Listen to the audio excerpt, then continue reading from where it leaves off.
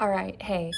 So Barry's gonna be in the background while I'm making this. I also was not at my computer again, so I hope it's okay that I'm filming this on my phone. I also am not in my Friday's best, but you know what? The message is more important than what I look like right now. I just wrote a newsletter on this, but I also wanted to bring the conversation over here as well, which is talking about ageism in the workplace. I know that's never been done before. Apologies for the squeaking, by the way. We're probably gonna hear a lot of that. I've always had a big insecurity around, am I too young to do this job? Am I too young to be talking to these people? And this is all like in the business sense, right? Am I too young to XYZ, insert verb, insert goal?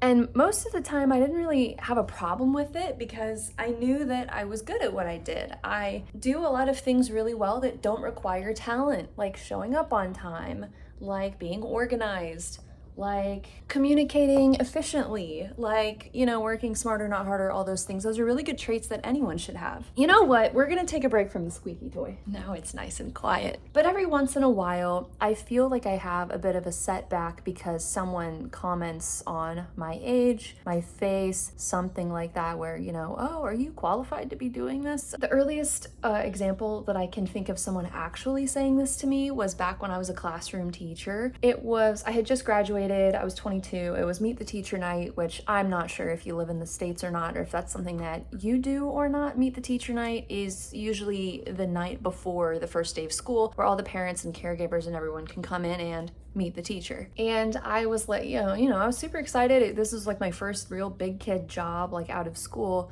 And one of the parents of my kids came up to me and was like, you look like you're practically in middle school. I mean, good grief, are you old enough to teach my kid? Like, she's being silly. Like, I understand that. And in the moment, I was like, oh, okay, do I really look like a middle school? Oh God, I hope not. I hope I look a little bit older than that. No, haha, no, I'm a teacher. I just graduated. And then, later that night, I couldn't help but think, should I have done more? Should I have been involved in more stuff? Should I have gotten more hours of experience? And just, for context, the school that I went to was considered a teacher's college. It was founded as a teacher's college. A lot of my relatives went to this school. Like, I'm very familiar with the school's campus. Both sides of my family have teachers on it. I have a brother with autism and dyslexia. Like, this is not new for me. I have hundreds of hours of practicum experience, graduated magna cum laude, president of some honor society. I had a very nice resume for being a fresh graduate. And to hear someone say like, oh, are you sure you're supposed to be in this room? Haha. I mean, it was a joke, but it was also like, I don't know. Am I? I thought I was. Maybe I'm not. Finished up that school year, was like, yo, this is not my cup of tea. This is really hard. So I got out, had a bit of a moment in between, moved to Chicago, met my boyfriend, now husband, very, very transitional part of my life until I got settled in the phase of life that I'm in now,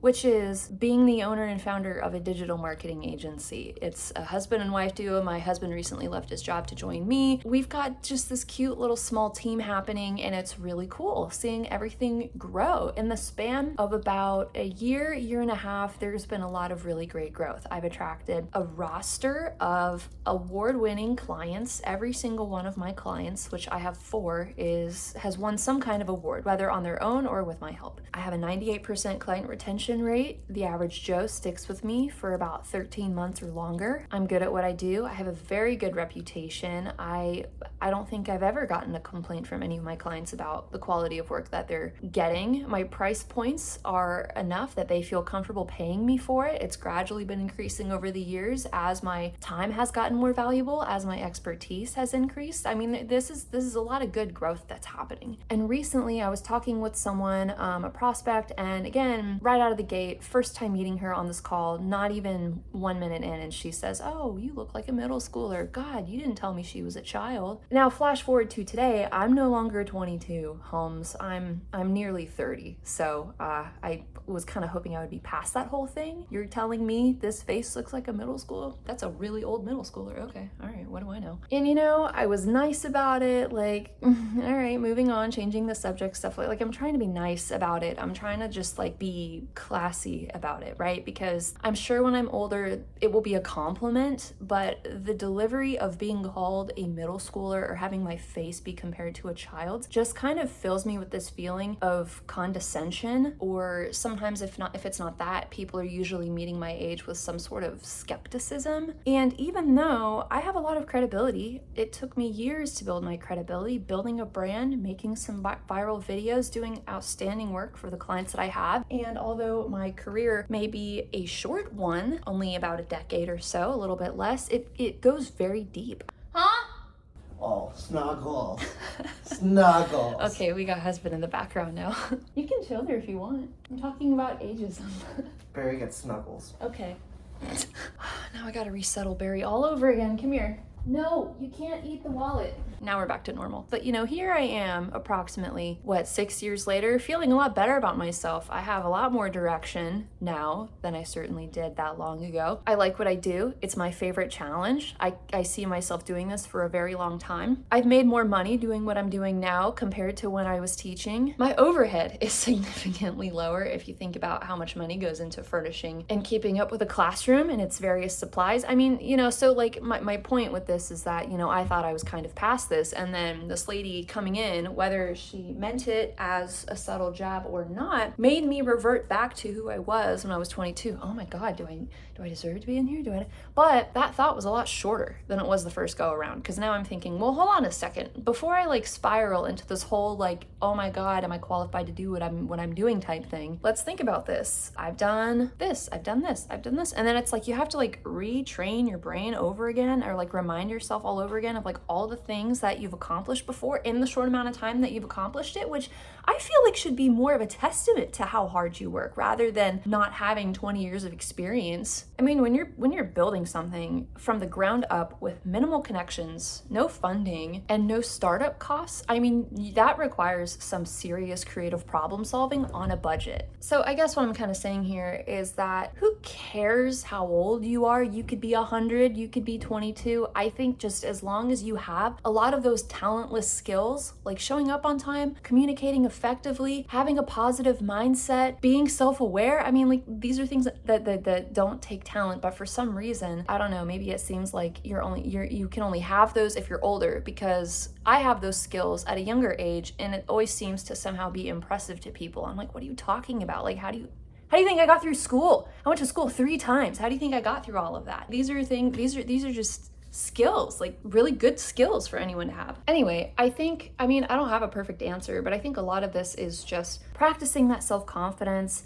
I'm starting to experience this now, but I've heard that the older you get, the less you care about what people think, and I'm really, really excited to get old for that reason. It's sort of like this catch-22, because it's like if you're young, it's like, oh, poor, sweet, naive you just don't know what you're doing yet. And then it's like when you're older, it's like, wow, when you get to be my age, I feel too old to do it now. It's like, who cares? If you like what you do and you're good at it and you find a way to make money off of it like me, I think that's really great. And most of the time, people don't comment, they don't make it the age thing weird. Like most of the time, I never have a problem with it. And I made a video, I think it was like a short on this before or something, but it was like how I keep such a high retention rate. I mean, I'm sure there's lots of factors, but one of the things that I do is that I onboard people for a 3-month stint. It's not too long, it's not too short, it's long enough that I'm able to get people results. But during that first month, if a client is like, yep, let's do it, let's work together, I onboard them. That first month is about over-delivering and giving them the VIP treatment, making them feel like they made the right decision, validating their decision, showing up in all the right places, being super accessible, you know, everything within reason. Month 2 is gradually building up a lot of that trust. And then month 3 is when we start to see those results. So they got the amazing customer service, they have amazing communication with me, they're starting to see an ROI on their initial investment. And then if they're feeling good about things, which they should, hopefully, if I'm showing up in all the right ways that I promised to, then it's really easy to renew for, I don't know, another 3 months. And usually with that renewal, I'll generally bump up my price by 20%, you know, from what the first installment or, you know, the first quote was. Because being in marketing, it would be unethical for me to offer any kind of guarantee. I cannot guarantee anything, but I can make them feel better about their purchase by doing all of those things, over delivering, offering a price point that's lower than what I would normally do, so it is kind of a discount. If we like it, we'll increase that because you're feeling better about the work that we're doing together. I mean, like, these are things that just require creative thinking. Barry, he likes to pick things out of the laundry basket, and I already did laundry, so there's nothing in there, and he's upset about it. Anyway, not to make this video go any longer than it needs to be, but all I'm saying is, you know, if you're younger, like me, or, you know, comparable in age, stick to your guns, keep doing what you're doing. As long as people are happy and they're satisfied with the product or the service or whatever the thing that you're making or the thing that you're offering is, and you're feeling good about it, and you're feeling honest and truthful and transparent about it, excuse you, drama king, then I don't really think it should matter what age you are. You know, Grant Cardone, I don't know him very well, but I saw a clip. His 13-year-old daughter closed a deal on a $14,000 ticket for an event, and I see everyone touting about how awesome it is that she did it at that age. I think that's really awesome, but I'm just saying, don't let age be your reason for why someone shouldn't do what they're doing if they're good at it. That's all I got. Check out the description if you want to learn more about me or subscribe to my newsletter or anything like that. Otherwise, I'll see you in the next video. Leave your thoughts below. Take care, and I'll see you next time. I gotta go take care of him over there.